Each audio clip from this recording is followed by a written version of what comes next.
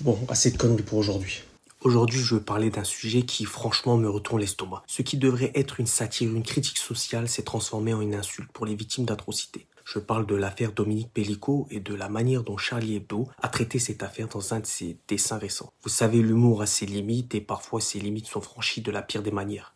Premièrement, abordons le contexte de l'affaire. Dominique Pellicot est une affaire de viol d'une extrême gravité où la victime fait face non seulement à des souffrances physiques et psychologiques immenses, mais aussi à une longue bataille judiciaire pour obtenir justice. Les affaires de viol, surtout celles qui sont médiatisées, cristallisent souvent de vifs débats dans la société, notamment sur la manière dont les victimes sont traitées, perçues et soutenues par l'opinion publique. Deuxièmement, regardons le rôle de Charlie Hebdo. Historiquement, ce journal s'est toujours présenté comme un fer de lance de la liberté d'expression et de la satire sans limite.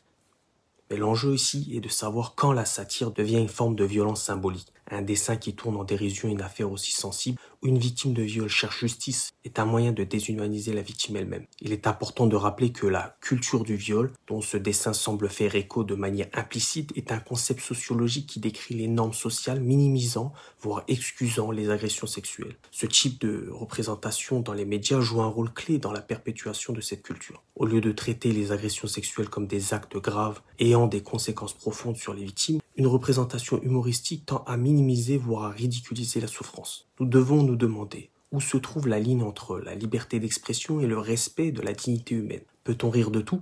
La satire est par essence provocatrice, mais elle ne doit pas devenir un prétexte pour renforcer les dynamiques oppressives. L'humour ne doit jamais se faire au détriment des plus vulnérables. Ce qui rend cette affaire particulièrement préoccupante, c'est que le dessin en question, qui ne se contente pas d'être une mauvaise blague, il reflète une absence totale de prise en compte du traumatisme que subit la victime. La question éthique ici est la suivante. À quel moment l'humour cesse-t-il d'être un outil pour critiquer le pouvoir et devient-il un outil de domination ? Charlie Hebdo, dans ce cas précis, ne se moque pas du système judiciaire ou des agresseurs, mais se moque de la victime, ce qui inverse complètement le sens de la satire. Il ne s'agit plus de dénoncer une injustice, mais de réaffirmer une forme de violence symbolique à l'égard de ceux qui ont déjà été brisés par une violence réelle. Ce type de satire nourrit la division sociale. Certaines personnes peuvent voir dans ce dessin une forme d'humour noir légitime, mais pour beaucoup d'autres, cela suscite une profonde indignation. Et cette indignation est légitime. Dans une société où les violences faites aux femmes sont encore trop souvent minimisées ou ignorées, des messages comme celui-ci renforcent l'idée que les souffrances des victimes ne méritent pas d'être prises au sérieux.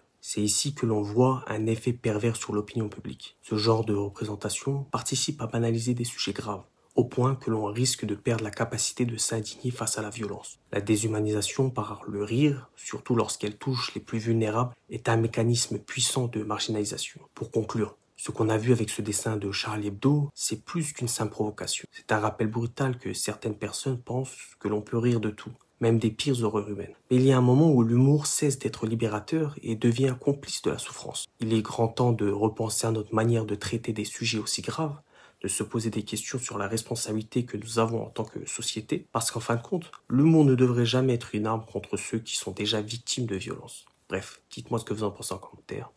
Bien sûr, toujours en respect.